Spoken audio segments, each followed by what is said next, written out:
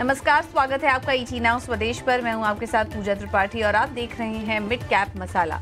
इस शो में हम फोकस करेंगे मिड कैप स्टॉक्स में, वहां पर किस तरह का एक्शन है, किन स्टॉक्स में तेजी है और क्या करना चाहिए मिड कैप शेयरों में। इस पर हम एक एक करके बात करेंगे। हमारे साथ कुछ ही देर में एक्सपर्ट भी शामिल होंगे जो कि आपको बताएंगे कि क्या मिड कैप स्टॉक्स में रणनीति क्या होनी चाहिए।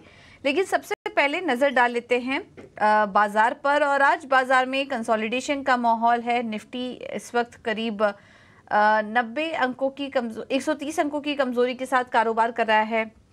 निफ्टी थोड़ी वीकनेस यहाँ पर बड़ी थी, बीच में गिरावट आई थी, फिर से रिकवरी होने की कोशिश हो रही है निफ्टी में। और बैंक निफ्टी की बात करेंगे तो वहां पर भी 280 अंकों की वीकनेस इस वक्त देखने को मिल रही है। तो ऊपरी स्तरों से बाजार और कमजोर हुआ है।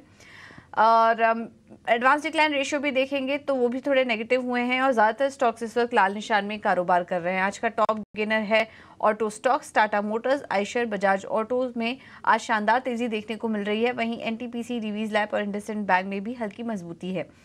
आज कमजोरी है फार्मा शेयरों में। सन फार्मा आज टॉप लूजर है, करीब 3% नीचे।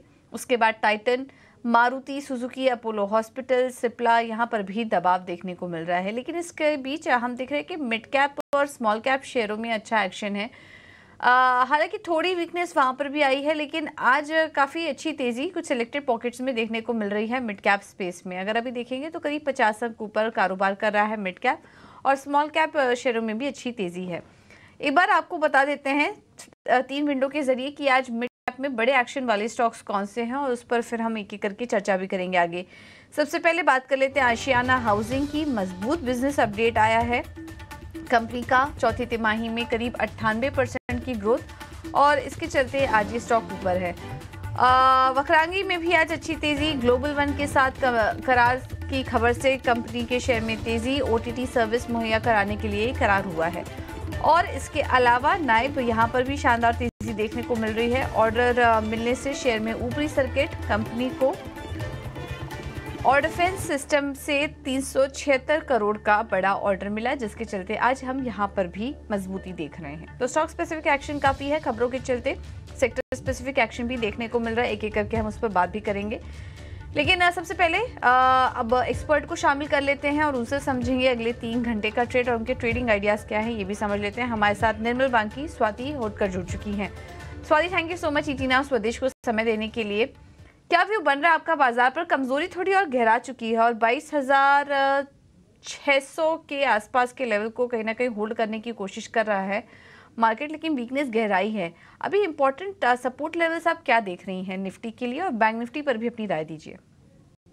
गुड आफ्टरनून पूजा। निफ्टी में देखिए ओवरऑल व्यू तो पॉजिटिव ही है क्योंकि सेटअप अभी भी स्ट्रांग है, बट अच्छी खासी रैली हम लोग ने पास्ट में देखी थी। निफ्टी ऑल टाइम हाई के आसपास चल रही थी, तो प्रॉफिट बुकिंग हम लोग डिनाई नहीं करेंगे। Nifty at the stage upside हमें स्टीफ रैली नहीं मिलेगी, but high tops high bottom formations में हमें देखने मिलेंगे। छोटे छोटे से पुल बैक रैली और डाउन साइड आते नजर आएगी हमें।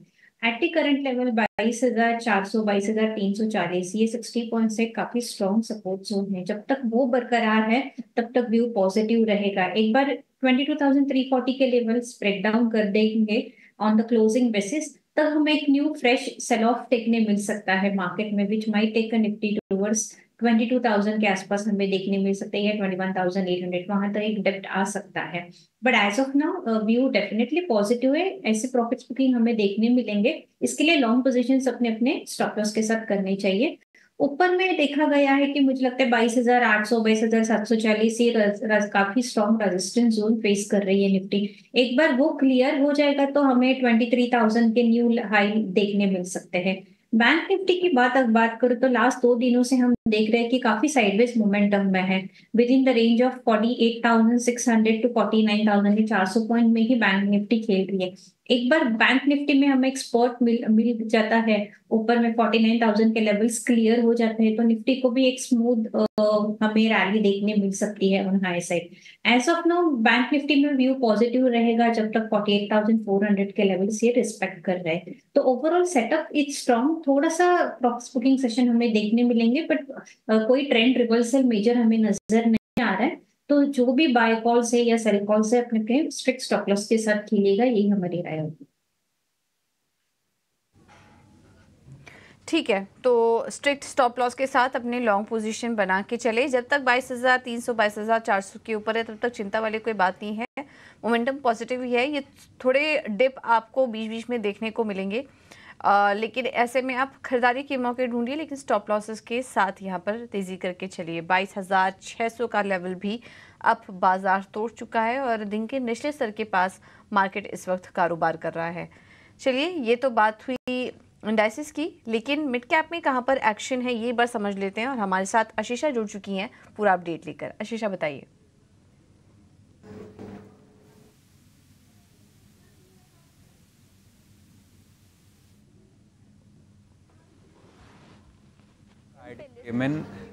लिस्टिंग थी आशीषा, हम आपके पास वापस आएंगे, थोड़ी ऑडियो में है। चलिए, आशीषा से संपर्क हमारा जुड़ चुका है। आशीषा, कंटिन्यू। जी हाँ, तो मैं भारतीय हेक्साकॉम की बात कर रही थी, जो लिस्टिंग के चलते आज फोकस में है। करीब करीब 33% के प्रीमियम पे ये स्टॉक लिस्ट हुआ, जिसके चलते ये स्टॉक पर अपनी नज़र रखें। इसके अलावा वोडाफोन आइडिया में आज करीब करीब 5 से 6% की गिरावट देखने को मिल रही है। कंपनी ने फंड रेज अनाउंस किया। कंपनी 18,000 करोड़ FPO यानी फर्दर पब्लिक ऑफर के द्वारा जुटाएगी, जो एक नेगेटिव न्यूज़ है, जिसके चलते स्टॉक में करीब करीब 5 से 5.5% की गिरावट आज के ट्रेडिंग सेशन में देखने को मिल रही है। इसके अलावा इसी के साथ साथ इंडस टावर पर भी फोकस रहेगा। भारतीय एयरटेल के फंड रेजिंग प्लान्स के चलते इंडस टावर्स पर भी नज़र है। इसके अलावा कुछ गेनर्स और लूजर्स की बात करते हैं, तो मिड कैप स्पेस में गेनिंग साइड पे सोना BLW प्रिसिजन डिलीवरी, कल्याण ज्वेलर्स और सिंजीन इंटरनेशनल जैसे कुछ स्टॉक्स हैं जो गेनिंग साइड पे हैं। और गिरावट की बात करें तो PB fintech, Vodafone idea, page industries और पेटीएम में आज भारी गिरावट दिखाई दे रही है। इसके अलावा ऑटो एंसिलरी स्टॉक्स की बात करते हैं, जिसमें आज काफ़ी एक्शन है। टैलब्रोज ऑटोमोटिव, संधार टेक, क्राफ्ट्समैन ऑटोमेशन जैसे कुछ नाम हैं जो गेनिंग साइड पे है। और केमिकल शेयरों की बात करें तो उसमें भी पिछले कुछ दिनों से काफ़ी एक्शन दिखाई दे रहा है। Punjab chemical, Excel Industries, Jubilant Ingrevia जैसे कुछ स्टॉक्स हैं जो आज के ट्रेडिंग सेशन में खरीदारी की साइड पर नजर आ रहे हैं।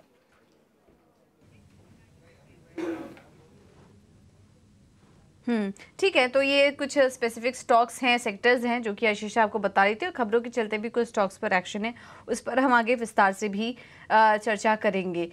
लेकिन अभी आशीषा जो हाईलाइट कर रही थी, स्वाति आपका व्यू लेंगे ऑटो एंसिलरी स्टॉक्स पर। वहाँ पर काफ़ी अच्छी तेज़ी देखने को मिल रही है आज कमज़ोर बाजार में भी। टॉप गेनर हम निफ्टी साइड में देखें तो टाटा मोटर्स, आइशर, बजाज ऑटो, ये कुछ कंपनियां हैं जो लीड ले रही हैं, और ऑटो एंसिलरी कंपनियों में भी मजबूती है आज। आपका व्यू क्या बन रहा है ऑटो एंसिलरी कंपनियों पर? स्पेशली राय दीजिए, कोई स्टॉक है आपको जो इन स्तरों पर अच्छा लग रहा है खरीदारी करने के लिए? यस, मुझे लगता है इस ऑटो पैक में हमें अच्छी खासी मोमेंटम नजर आ रही है कि जिस हिसाब से टाटा मोटर्स में हम देख रहे हैं या अशोक लेलैंड में मोमेंटम देख रहे हैं, मुझे लगता है काफी स्ट्रांग है। At the current level Tata Motors positive side है, 20 डेज मूविंग एवरेजेस के ऊपर चल रहा है, काफी स्ट्रांग इंडिकेशंस है। तो ये काउंटर जिनके पास भी लॉन्ग्स है तो डेफिनेटली होल्ड ऑन करना चाहिए। अपसाइड में मुझे लग रहा है कि रैली हमें अच्छी खासी देखने मिल सकती है on high side at least 1060 to 1080 के लेवल्स पे। ऑटो एंसिलरी की बात करूँ तो थोड़ा वेट करना चाहिए। मुझे लगता है कि ये पर्टिकुलर काउंटर में डेफिनेटली काफी स्ट्रॉन्ग मोमेंटम रैली आने वाली है, और ये हम थोड़ा देख भी चुके हैं। But at the current level technical setups में मुझे इतना कोई स्ट्रॉन्ग काउंटर नजर नहीं आ रहा है, तो I will not suggest to take a buy call in any of दो स्टॉक एज ऑफ नाउ। ठीक है, तो फिलहाल कोई व्यू नहीं, थोड़ा दूर अवॉइड करने की राय तमाम ऑटो एंसिलरी स्टॉक्स पर फिलहाल। अभी अब कोई ट्रेड ना ले तो वो बेहतर रणनीति होगी। एक छोटी नजर डाले तो तेजी से नीचे आया है निफ्टी, करीब 200 अंकों की गिरावट अब आ चुकी है निफ्टी में। सेंसेक्स में 700 अंकों की गिरावट, और बैंक निफ्टी पर भी देखेंगे तो 340 अंकों की गिरावट यहाँ पर देखने को मिल रही है। काफ़ी ज़्यादा करेक्शन इस वक्त गहराया हुआ है और बाजार आ चुका है दिन के निचले स्तरों पे। लेकिन ऐसे में भी आज कुछ स्टॉक्स हैं स्पेसिफिक जहाँ पर कि हम तेज़ी देख रहे हैं, आगे उन पर चर्चा भी करेंगे। लेकिन उसके पहले आज एक और स्टॉक फोकस में है, वोडाफोन आइडिया का स्टॉक भी आज फोकस में है, और करीब 4% की गिरावट यहाँ पर देखने को मिल रही है। खबर है कि पूंजी जुटाने के लिए FPO का कंपनी ने ऐलान कर दिया है। 18,000 करोड़ का FPO 18 अप्रैल से खुलेगा, लेकिन खबर के बाद स्टॉक में गिरावट किस कारण से है, एफपीओ का किसे फायदा होगा या किसे नहीं, इस पर एक पूरा एनालिसिस लेकर हमारे साथ अभिषेक सत्यव्रतन जुड़ चुके हैं। अभिषेक बताइए। जी, अगर हम एफपीओ की बात करें वोडाफोन की, तो चूंकि कल के क्लोजिंग प्राइस से करीब 15% डिस्काउंट पर एफपीओ आ रहा है, इसके चलते आज हम देख रहे हैं कि शेयर में गिरावट है। कंपनी 18,000 करोड़ रुपए का फॉलो ऑन पब्लिक ऑफर लेकर आएगी, जो कि 18 से 22 अप्रैल तक खुलेगा। फ्लोर प्राइस है 10 से 11 रुपए प्रति शेयर, और इसके लिए जेफरीज, एसबीआई कैपिटल और एक्सिस कैपिटल लीड मैनेजर हैं। आपको बता दें कि 1,298 शेयरों का लॉट साइज है और न्यूनतम निवेश है 14,278 रुपए। बोर्ड ने 27 फरवरी को 20,000 करोड़ रुपए जुटाने को मंजूरी दी थी, और ऐसा माना जा रहा है कि इस फंड रेज के बाद 4G के एक्सपेंशन, 5G के रोल आउट, बाकी जो अन्य एक्सपेंशन को लेकर जो योजनाएं हैं कंपनी उसको साकार करेगी। अगर हम पूंजी जुटाने के प्लान की बात करें तो हाल ही में प्रेफरेंशियल इशू के जरिए करीब 2,075 करोड़ रुपए कंपनी ने जुटाए हैं। Promoter group company Oriana investment को कंपनी ने शेयर जारी किए हैं। बता दें कि ओरियाना इन्वेस्टमेंट ने 14 रुपए 87 पैसे प्रति शेयर के भाव पर कंपनी में निवेश किया है। इसके अलावा बैंकों के साथ भी डेट के जरिए पूंजी जुटाने को लेकर बातचीत चल रही है, ऐसी खबरें भी चल रही हैं, और इक्विटी और डेट के जरिए कुल करीब 45,000 करोड़ रुपए जुटाने की कंपनी की योजना है। हालांकि इस तमाम कवायद के बाद भी जो ब्रोकरेज हाउसेज हैं उनका भरोसा शेयर पर नहीं हो पा रहा है। वोडाफोन आइडिया पर सीएलएसए की रिपोर्ट आई थी, उन्होंने कहा था कि शेयर 5 रुपए तक गिर सकता है। जी हां, सेल की रेटिंग भी बरकरार रखी है। दरअसल अब पिछले 12 महीने में कंपनी ने करीब 2.25 करोड़ ग्राहक गंवाए हैं, और इसको लेकर काफी चिंताएं जाहिर की है सीएलएसए ने। बाकी कंपनियों के मुकाबले 5G के रेस में भी कंपनी काफी पीछे छूट गई है। यही नहीं, FY26 में स्पेक्ट्रम और AGR की $4 बिलियन की देनदारी होगी, और इसको लेकर एक कहीं कंसर्न है। सरकार ने अगर कर्ज को इक्विटी में नहीं बदला तो माना जा रहा है कि यहां से मुश्किलें बढ़ती हुई दिखाई देगी वोडाफोन आइडिया के लिए। लेकिन वोडाफोन आइडिया के शेयर की बात करें तो आज तो 4 से 5% के आसपास की गिरावट है। महीने भर में तकरीबन 10% के आसपास की गिरावट हम शेयर में देख रहे हैं। लेकिन इस साल की बात करें तो तकरीबन 27-28% ये शेयर नीचे आ गया है। हालांकि अगर आप साल भर में देखेंगे तो शेयर ऑलमोस्ट डबल होके कारोबार कर रहा है। ठीक है, तो ये है वजह जिसके चलते आज हम वोडाफोन आइडिया के शेयर में थोड़ी गिरावट देख रहे हैं। 18,000 करोड़ का एफपीओ 18 से 22 अप्रैल तक खुलेगा, लेकिन किसको फायदा होगा या किसे नहीं, ये भी हम अभिषेक का बता रहे थे। लेकिन वोडाफोन आइडिया को लेकर हमारे एडिटर इन चीफ निकुंज डालमिया ने क्या कहा, आइए आपको एक बार ये भी सुनवा देते हैं। कुछ भी हम देखते हैं मार्केट के अंदर फंड रेस को लेकर के बात होती है, एक उम्मीद आ जाती है भी आइडिया के साथ आइडिया की बैलेंस शीट ठीक हो जाएगी, मार्केट शेयर वापस आ जाएगा, यह एक छोटा नंबर 3 प्लेयर है, यह वापस बड़ा हो जाएगा। फियर यह है कि भाई जो कंपटीशन है वह रियल है, भले वो भारती की तरफ से हो या जियो की तरफ से हो। भारतीय आइडिया ने अपना मार्केट शेयर लूज करा है, उनका जो मेन मार्केट शेयर है वो वॉइस में है, जो कि एक तरह से ख़त्म हो रहा है। डेटा के अंदर उनके पास कोई बहुत बड़ा प्लेटफॉर्म नहीं है, इसके अंदर केपेक्स की रिक्वायरमेंट लगातार रहेगी। The telecom sector has moved from 4G to 5G, और 5G के बाद 6G आने वाला है। तो अगर आप अभी कंपनी को रिस्क कैपिटल डाल करके, अगर आप सर्वाइवल कैपिटल डाल करके इसको अगर चला भी देंगे तो क्या कंपनी फ्यूचर रेडी रहेगी। मेरा ये मानना है कि एक आइडिया एक ऐसा स्टॉक है जो कि ट्रेडर्स उसको हमेशा प्रेफर करते हैं। डबल डिजिट स्टॉक है, लिक्विड है, स्प्रेड्स इसके अच्छे हैं। तो इस स्टॉक के अंदर अक्सर हम देखते हैं कि जो बिग प्राइस एक्शन आता है वह आता है HNI का या फिर ट्रेडर का। अगर आप एक ट्रेडर हैं और एक HNI हैं तो in the near term of course इस न्यूज़ की वजह से आइडिया के स्टॉक को सहारा मिलेगा। मगर आप क्या एक लंबा व्यू ले सकते हैं, जैसे आप भारतीय एयरटेल पर लंबा व्यू ले सकते हैं, आप रिलायंस जियो के मॉडल पर लंबा व्यू ले सकते हैं। मुझे नहीं लगता कि वोडाफोन आइडिया में कैपिटल इन्फ्लोजन आने की वजह से आप लंबा व्यू ले सकते हैं, बिकॉज इनकी प्रॉब्लम कैपिटल नहीं है। बिल्कुल, ये कहना है, पूरा एनालिसिस हमने आपको दिया हमारे एडिटर निकुंज डालमिया का इस खबर पर। लेकिन एक बार एक और फंडामेंटल राय ले लेते हैं, और हमारे साथ गौरांग शाह भी जुड़ चुके हैं जियोजीत फाइनेंशियल से। गौरांग जी, आपसे भी यही सवाल होगा कि ये जो खबर आई है पूंजी जुटाने को लेकर एफपीओ के जरिए एक बड़ा फंड इंक्लूजन होगा कंपनी में, इस खबर को आप कैसे देख रहे हैं? क्या लॉन्ग टर्म व्यू के लिए अब अच्छा नजर आ रहा है वोडाफोन आइडिया इन स्तर पर, या फिर दूर रहने की ही सलाह देंगे अब इस कंपनी से, क्योंकि कुछ क्लैरिटी नहीं मिल पा रही है? धन्यवाद आपका और आप सभी को शुभ दिन हमारे तरफ से। तो बहुत समय पहले हमने बिकवाली की राय दी थी वोडाफोन आइडिया पर, और हमारे लक्ष्यांक आने के बाद हमने हमारी जो कवरेज थी वो निकाल दी थी। फिलहाल कोई कवरेज नहीं है। और मैं एक बात बताना चाहूंगा, देखिए 5,000 करोड़, 10,000 करोड़, 20,000 करोड़ या 18,000 करोड़, ये जो पूंजी जुटाने की बात की है ये पहली बार नहीं है। इससे पहले भी हमने काफी सारी खबरें सुनी। तो क्या ये इतनी रकम से क्या उनकी बैलेंस शीट पर जो डेट है बड़ी मात्रा में, वो कब सुधरेगा, उसका कोई निर्णायक तरीके से स्पष्टीकरण हमने कंपनी की तरफ से सुना नहीं, पहली बात। दूसरी बात, महीने दर महीने उपभोक्ताओं की संख्या जोड़ना तो दूर, ऊपर से ये खो रहे हैं भारती को और जियो को। टेक्नोलॉजी के आधार पर अभी जिस प्रकार से नुकुल भाई जिक्र कर रहे थे, तो निकुंज भाई ने ये भी बताया कि टेक्नोलॉजी वाइज ये पीछे चल रहे हैं। हम 5G से 6G की बात करें, ये अभी तक 4G पर अटके हुए हैं। और ये एक ऐसा क्षेत्र है जहां पर आपको निरंतर पूंजी लगाने की जरूरत है अपग्रेड करने के लिए और अपने टेक्नोलॉजी प्लेटफॉर्म को ठीक ठाक रखने के लिए। ये पूरा समीकरण अगर आप सामने रखते हैं तो मुझे लग रहा है कि इस क्षेत्र में अगर आपको कहीं पर निवेश करना है तो दो कंपनियों पर हमारी कवरेज है। एक तो भारती एयरटेल जो कि भारत देश की दूसरी सबसे बड़ी कंपनी है, और दूसरी है जियो जो कि रिलायंस के बैलेंस शीट के तहत कारोबार आता है।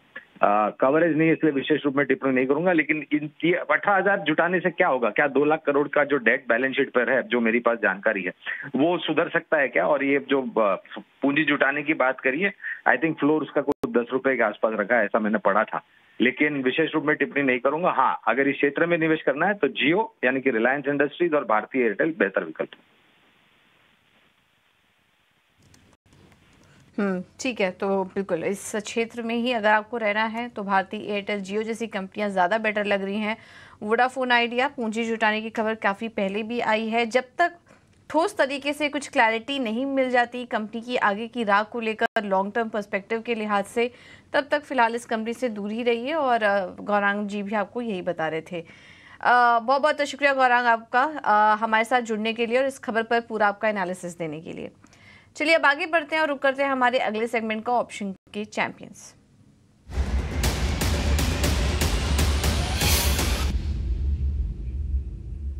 हमारे साथ Athletic.in के आदित्य अरोड़ा जी जुड़ चुके हैं। Aditya ji, thank you so much समय देने के लिए। बताइए क्या स्ट्रैटेजी होगी आपकी तरफ से? देखिए, मुझे लगता है कि मदरसन सूबी और टोटल ऑटो स्पेस में काफ़ी अच्छा मोमेंटम है।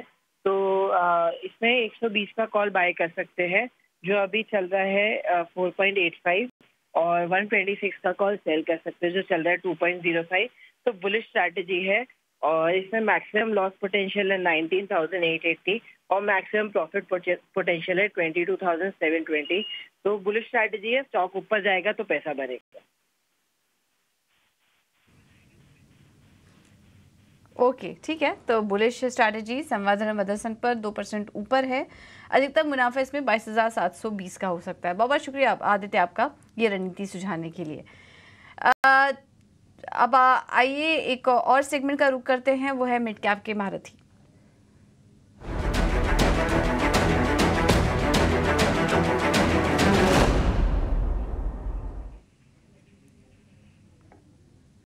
हमारे साथ वेंचुरा सिक्योरिटी से विनीत बोलिंजकर जी जुड़ चुके हैं। विनीत जी, थैंक यू सो मच समय देने के लिए। बताइए आज का स्टॉक कौन सा होगा? आज का हमारा स्टॉक जो रेकमेंड कर रहे हैं वो ग्रेविटा है। हम इसमें 20% अपसाइड रेकमेंड कर रहे हैं 18 महीनों में, लेकिन ये बहुत जल्द भी अचीव हो सकता है जिस तरह से अपने मेटल स्टॉक्स चल रहे हैं।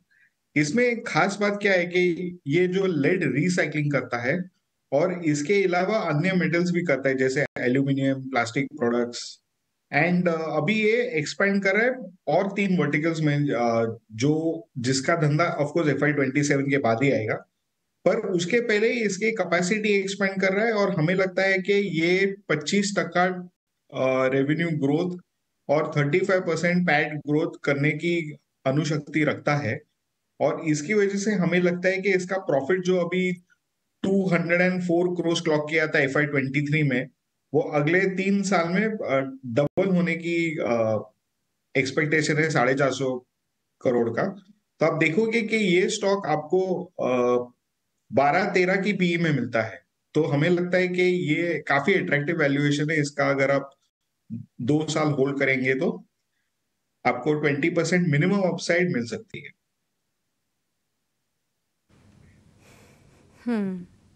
बिल्कुल। तो ग्रेविटा पर नज़र रखिए। अगले 18 महीने के लिए 1200 तक के लक्ष्य आ सकते हैं स्टॉक में, तो रिस्क रिवॉर्ड भी बेहतर है। स्टॉक पर आप नज़र रखिए। थैंक यू विनीत आपका समय देने के लिए और ये रणनीति भी सुझाने के लिए। स्वाति, आपका भी बहुत बहुत धन्यवाद आज हमारे साथ जुड़ने के लिए। ज़्यादा चर्चा तो आपसे नहीं हो पाई है, लेकिन आपका टाइम देने के लिए बहुत बहुत धन्यवाद आपका। चलिए फिलहाल इस शो में इतना ही। एक छोटे से ब्रेक के लिए रुकेंगे यहाँ पर और ब्रेक के बाद आपकी